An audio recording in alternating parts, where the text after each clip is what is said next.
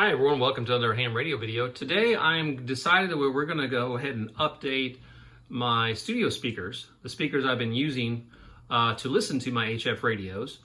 So real quick, let me show you what HF radios I use with my audio system. So here you can see I have the ICOM 7610, up here the ICOM 7300, and I have the Flex 6400M.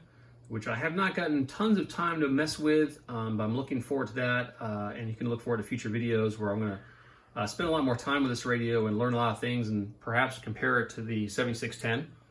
But anyway, just to explain my audio, now a lot of hams will use, let's say if you have an ICOM 7610 like this, they'll use the matching ICOM speaker that goes with it. Same with like Egzod, and also I know Kenwood also makes speakers for some of their radios. So the issue is I have the, if I've done previous videos, I have the BHI compact inline noise limiting module, and this is what I use to reduce all the hash and listening fatigue from my HF radios. And this thing works excellent. If you want to check it out, I would definitely recommend you check out some of my previous videos that I did on this. In fact, I did a short on it too. So it's really good. But the thing is that the audio comes from the radio, whichever radio it is, and then it goes to the BHI DSP unit. And the other issue is you know, if you had just a speaker by itself, like an ICOM speaker, you just use the volume on the radio to control the loudness of that speaker. The problem with the BHI DSP unit is if I put too much volume into the DSP, it overloads it, and this green light here will start flashing, okay? And so I need an amplified speaker system. And so what I've been using is I've had this Sharp micro component stereo system since like 2008. And it's really good. It's been really good. It sounds excellent. It works great with the HF radios. Just some quick specs on this. This has 160 watts RMS and outputs to 2 speakers. So you got one on the left here and one on the right. So it sounds really nice. And it's been pretty good, but it's obviously old and outdated. It still has the old iPod jack where you can put the old iPod or iPhone in there. And you can see the input's the old style, right? So this is quite old. And the other issue I've had with it is the remote died several years ago. So the remote for this Sharp system died many years ago. And the other issue is, I don't know if you can see this because of the glare. I'll try to zoom in. See where it says extra bass? Okay, so when I listen to the HF radios, I need the remote to turn that off, to turn that feature off, because it automatically goes into extra bass. And when I'm listening to all the HF radios, I'm getting extra bass and the audio through the HF radios because of the Sharp system. The second thing I wanted to upgrade for, first off, let me explain why I wanted to upgrade besides that. This thing is starting to get on the fritz. So when I go to power it off, the CD tray opens. And so I had one night, literally, this is no exaggeration, I must have hit this like 12 to 15 times, and it kept opening the CD player until finally I pressed it and said power off. Sure, I could have unplugged it, but I shouldn't have to do that. The other big issue is like when I turned it on today, I have to go into audio in, and when I press audio in, it keeps going to iPod. And I had to hit this literally 20 times to get this to go into audio in. So this whole thing is just on the fritz, and it's probably on its last legs. And I knew this for a little while, so I decided that I was going to upgrade my studio speakers that I listen to HF on. And let me show you or tell you what I went to, and I'll tell you why. So I'm a huge audiophile. I don't know if many of you know this because I maybe have never said this in past videos, but I started out doing audio for car stereos back when I was 16 years old, and I used to install car stereos and amplifiers and speakers and all this kind of stuff. So I've been a big audiophile for a long time. And I've really come to love JBL. I like the way their speakers sound, the quality, everything's really nice. So I decided to go with this speaker for my new studio speaker, okay, mainly because like I said, I love JBL, and I'll show you around my little shack here just a little bit to show you my JBL. This is the JBL Pulse 3. Love this speaker, it's been great. Got a little dinged recently. I also have the JBL Extreme 3. Love this speaker, it's great. And then I have my big speaker, the JBL 710, Party Box 710. This speaker is awesome, but I'm going to tell you guys right now, this thing is massive overkill, especially if you live in an apartment or condo, forget it. Don't get the speaker because you're going to have noise complaints out the wazoo. Now, why do I like such a big speaker? You know, on low volumes, it sounds excellent, and if I just want to jam out, I can just jam out. So anyway, getting back to the JBL Authentics 200 here, and I'll just give you a little more information on this speaker and why I chose it for this project. And I have not listened to HF radio through this yet, but let me tell you why I came to this one. I wanted a speaker that was plugged in. I didn't want something with a battery. So they have 3 different speakers in their Authentics line. They have the 200, which you see before you, a 300, and a 500. And I'm going to quickly tell you the differences. So this speaker, the Authentics 200, has no battery. It's 90 watts RMS. The list price is like $350 on this, but I got it on sale for $250 a little while back here. Then they have the Authentics 300, and that one's 100 watts RMS, but it has a battery, and it retails for $450, and they're probably on sale now, but that's what the list price is for it. Now, the reason I don't want a battery in my studio speaker is because I'm concerned that down the road, something could go wrong with the battery, which would affect the speaker, and I'm planning to use the speaker for many, many years, so I don't have any issues with the battery down the road. So I really wanted a studio speaker that did not have a battery, okay? And then they have the Authentics 500, and that retails for like $700, and it's 270 watts RMS, which is overkill for what I'm doing here. And it also has the capability of Dolby Atmos. Again, I don't need Dolby Atmos for listening to HF radios. So again, mainly got this as a studio speaker. This is why I went with the 200. Now, there are other studio speakers out there, which I looked at, but a lot of them, they come like this. There's 2 speakers, and about this size, pretty similar to the Sharp speakers I have here. But the other big issue of why I'm changing out the Sharp audio system besides it being on the Fritz, is I also wanted to gain some more space on my desk here, because I have the 2 big HF radios. I got the 7610 here, the Flex, and I also have my ACOM amplifier over here. So I just want to gain some real estate back by removing these 2 speakers off the desk, which will give me more room with my 2 big HF radios here. So it won't be so cramped, which will be nice. So that's another reason why I'm doing this project, why I'm upgrading my audio, my studio speakers. And so let me just give you some background or some information on the Authentics 200 real quick. So this is Energy Star certified. Like I said, 90 watts RMS, has Ethernet, Bluetooth 5.3. It has Wi-Fi 2.4 and 5 gigahertz. It does Hey Google and Alexa's built-in. Works with Apple AirPlay, Chromecast, Spotify. It has 2 25mm tweeters and 1 5-inch woofer and a 6-inch downfire and passive radiator. It does have a microphone, so you could actually do calls with this speaker if you wanted to. The dimensions really quick of the Authentics 200 you see before you. About 10.5 inches wide, about 6 3/4 inches high, and about a little over 6.5 inches deep. So pretty nice size. Obviously the other speakers, especially the 500, were a lot bigger. I didn't want something too big in the shack because, again, I'm trying to save some space. So that's really all. This also does have a 3.5mm audio input jack, which is also very, very important. It does also take a USB-C input in the back as well. So very, very good. I'm going to go ahead and I'm going to be doing an unboxing of this, but I'm going to put that at the end of this video. So what I'm going to do next is I'm going to go ahead and remove the Sharp stereo system. And before I do that, let me just show you what it kind of sounds like. Unfortunately, I don't have any microphone other than the one on the camera here. So I got to find a signal here. Unmute it. So let's try to find a signal that we can listen to. And then if it's once it's out of warranty and it fails, then you'll just get rid of it and you'll buy a new one. That's what he does. Another nice thing with the amplified speakers, I don't have to put a lot of volume from the radios to have it sound really nice on the studio speakers.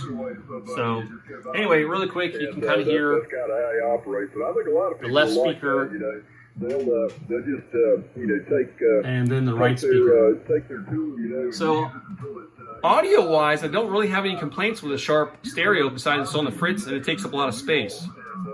One more thing I wanted to say is I looked around for anyone that might be using a JBL type speaker with their ham radios, and I couldn't find one. So if you guys do me a favor, in the comments, tell us what you're using as your studio speakers for listening to HF radios or some of your other radios. I'll be very interested to hear what you guys are using. So like I said, I got this Sharp system in 2008. I got a lot of use out of it, but unfortunately it's just getting old and it's time to replace it. I also have used, I was into satellite radio for a while when I was commuting a lot, and I have a AudioVox XM satellite radio speaker. That sounds really, really nice, but it just wasn't what I wanted to do here in the shack. The other thing was I kind of like the retro design of the JBL Authentics 200 line, or Authentics line, because they all look similar to this. They're just kind of varying their size. And the 300 has a handle because of its battery. You're able to carry it around. So, but I thought it might look really neat in the ham shack here. And like I said, I'm a huge JBL fan. I really like their products. I've been very impressed with all the speakers I showed you. They sound excellent. So anyway, I'm going to go ahead and take out all the Sharp stereo system and install the Authentics 200 here, and then we're going to go ahead and see how it sounds, and I'll give you my thoughts on it as using it as a studio speaker with ham radio. All right, I've had the JBL Authentics 200 as my studio speaker for many months now. I've been testing it out, tweaking it, getting it just the way I want it to interface with the radios. So real quick, what I did like is I did free up some space, not so much from my first shelf here where the Sharp system used to be. You saw in the first part of the video. The Sharp system was a little bit more narrow as far as its width than the Authentics 200 speaker, and it was a lot taller than the Authentics 200 speaker. But what I did like is I gained some real estate here on the left where the speaker was for the Sharp system. The left speaker was here on the left of the 7610. And then the right speaker was over here between the ACOM 1000 and the Flex 6400M. So I gained some real estate here. I have some more breathing room between the large radios and the amplifier here on the desk. So I like that. That was one of my goals of changing out the studio speaker for the shack here. And also, as I said in the beginning of the video, the Sharp system was on the fritz. It was just acting up and causing all kinds of problems and issues. And so I've been very impressed so far with the Authentics 200 here. I'll turn it on here in just a moment so you guys can listen. I did find this little audio interface box on Amazon, so I can easily switch between the three radios as all three radios go through the BHI DSP compact inline noise limiting module, which gives me fantastic audio. So I can easily switch between the 7300, the 7610, and the Flex. These are the three HF radios I typically will listen to, the 7300, the 7610, and the Flex 6400M. So it makes it really easy. I don't have to actually manually switch cables like I used to do. I'd have to unplug between all the radios. Now I can just hit a switch and I'm good. And it's a manual switch, and so it doesn't have to be powered or anything. So it works out really, really well. So anyway, let me let you listen to the studio speaker here, the Authentics, JBL Authentics 200 speaker here. Let you see how it sounds. Hopefully we'll have a good signal to listen to while we're doing that. Also, real quick, let us know in the comments what you guys are using as a studio speaker in your shack. I'd be very interested in what you're using, how you like it, the pros and the cons, and I think many other ham radio operators would also be interested in that. So let us know in the comments what you're using and if you like it, and what will you do differently if you could do it again. This kind of stuff would be awesome. I think it would help a lot of us. So anyway, with all that said, before I go over some of the features of the speaker, once again, my pros and cons on the JBL Authentics 200, let's go ahead and listen to it, see how it sounds. Let me unmute it. Let me mute the 7610 here. Right, Indian Bravo, yeah. By number 112 in Alpha Lima Bravo. Go ahead.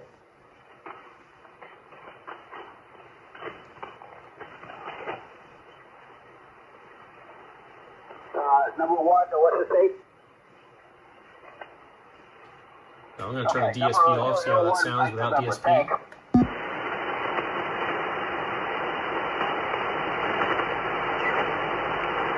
QRZ, K9 Mike, Bravo, Quebec and Virginia. DSP on. November 8, Charlie Alpha Kilo. November 8, Charlie Alpha Kilo. Thanks. Sherman number 113, Alpha Lima Bravo. You are by number 3, from Michigan. 03 from Michigan. All right, take it up, W3. So that's just a short audio sample. I know it's not really going to make it the best, but I don't want to have this video too long. I like the way it sounds. It sounds really, really nice. JBLs, in my experience, always sound nice. Anyway, I like it as a studio speaker, and there's a couple different reasons. You can use this for different things. So this is a Bluetooth speaker. It does have a microphone on it, so you can use it with Hey Google, Alexa, I think Siri. And so not only can I use this, I'm using it now as a studio speaker to listen to the HF radios, but let's say I'm in the shack and I'm working on something. I want to listen to music. I want to listen to a podcast. I want to listen to a YouTube video perhaps while I'm doing something in the shack. I can also do that with a speaker. So that makes it really, really handy. Let's take a closer look at it here. As I said before, I think I adjusted the volume on the speaker itself already. So when I adjust the volume on the radios, I don't have to mess with the volume here on the speaker itself. I've already got it set to the sweet zone of where I want it, so I can turn it up and down easily with the radios. I don't have to fool with this any longer. This little red light, just so you know, because this does have a microphone on it, it does have a manual switch in the back of the speaker where you can turn the microphone off. And so the reason this red light is on, it's basically the speaker is telling you that the microphone is currently off. I do like that I can turn that microphone off. I don't have to have it on and listening to me all the time. I definitely wouldn't want to trigger it to start talking when I'm trying to listen to an HF conversation going on, or I'm trying to make a contact. So I wouldn't want that to happen. So I like that I can turn that microphone off. But if you use that feature, you want to use it for Hey Alexa, Hey Google, Siri, and all that kind of stuff, you got that as an option on the JBL Authentics 200. The only con I really have thus far about the speaker is it doesn't have an on-off switch. So just so you know, in order to turn the speaker on, you have to plug it in, and to turn it off, you have to unplug it. But there is no on-off switch. So for me, it would be a lot easier if I could just turn it on and turn it off at my convenience. I do have this plugged in. Everything in my shack's plugged into a power strip, so when I'm done, I can just turn the power strip off with a button on the power strip. So it's not a huge deal for me, but for me, I would definitely like it if I had the on-off switch on the speaker itself. It would make it a lot easier for me. The reason I use a power strip with everything is just so in case there's a power surge or something through the system, let's say there's a lightning strike, none of my equipment, including the speaker, is actually constantly plugged into an outlet. This is a way of one of my ways of safeguarding my equipment from a power surge or something is I just leave everything unplugged. So when I'm ready to operate, I just turn the switch on the power strip and everything comes on. So when I'm done, I just turn it off, and that's one of my fail safes to stop any bad things from happening to my equipment or my shack. So works out really, really well. But anyway, that's really the only con I have with the speaker. So far, I've been very happy with it. I love the way it sounds. I wish I could give you more audio samples, and maybe I can do that in another video. But I don't want to make this video too long. So the last portion of this video is going to be the unboxing of the JBL Authentics 200. So if you want to watch that, you can just continue rolling through the video. But anyway, for the rest of you guys, thank you so much for watching. Please remember to like, share, and subscribe. I'll have more ham radio videos come out in the future, also more flashlight videos. If I have more manufacturers contact me, trying to send me more flashlights to review on the channel. So hopefully we'll have more of that content coming up for you guys that like that content. So again, thank you so much for watching. You guys take care, have a good one, and 7-3. Unboxing the JBL Authentics 200. I'll just show you the sides of the box. Back of the box. Hopefully my autofocus is still cooperating. And the other side of the box.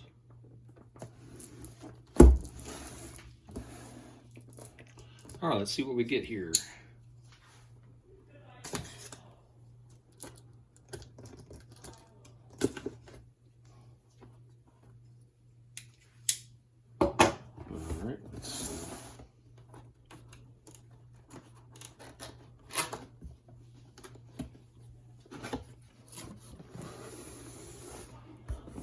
When you open it up, it says Authentics family. And you can see here, as I talked about earlier in the video, this is the 200, this is the 300 with a battery, and that's why, because it has a battery, you can take it with you and listen. That's why it has a handle. And the big one, the 500, which is obviously, and so you can see the sizes here. So it's a safe room in the shack. I didn't want something with a battery. I definitely didn't want something that big, this is overkill for what I'm trying to do. So you can see why I kind of went with the 200. All right, let's see here. A little box here with your information, quick start guide, safety instructions, warranty card, product registration.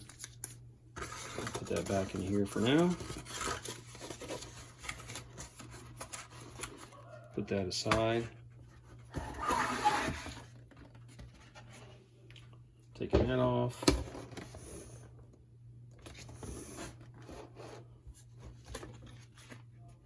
This just goes over it. And you can see we're getting to the speaker now in here. So let's see if I can pull this out carefully.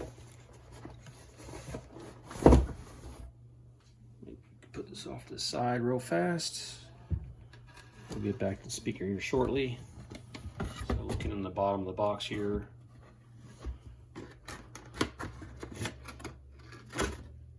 I see something about the power cord down here, so let me pull this packaging out. Pulling that out.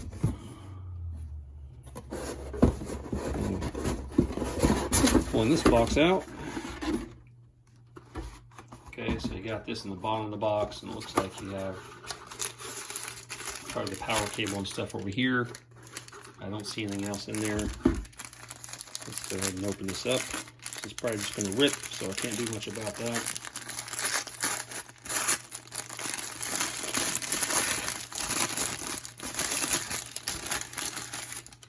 So you got the power cord. So let's go ahead and move this aside so we can look at the speaker itself.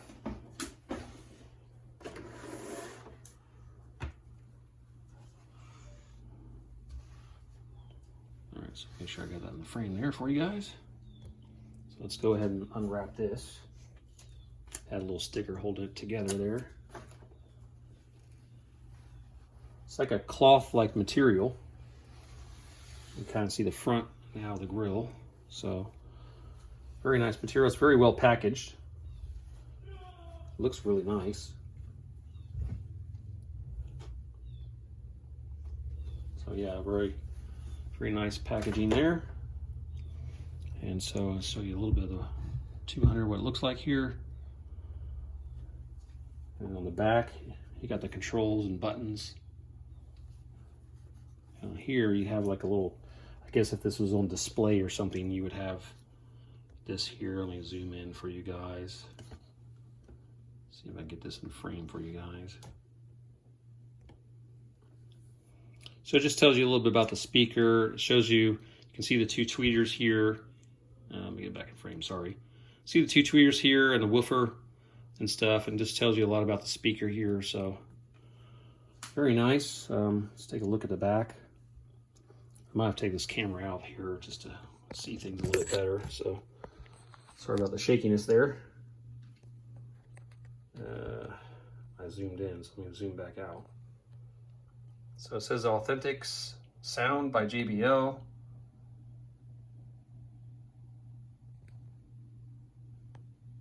I'm not sure what that is. Not sure what that is, 1948. Anyway, the top of it here. Grill looks really nice. Let's take a look at the back. This probably comes off. Yeah, it's kind of stuck on there, so take it off really nice and slowly.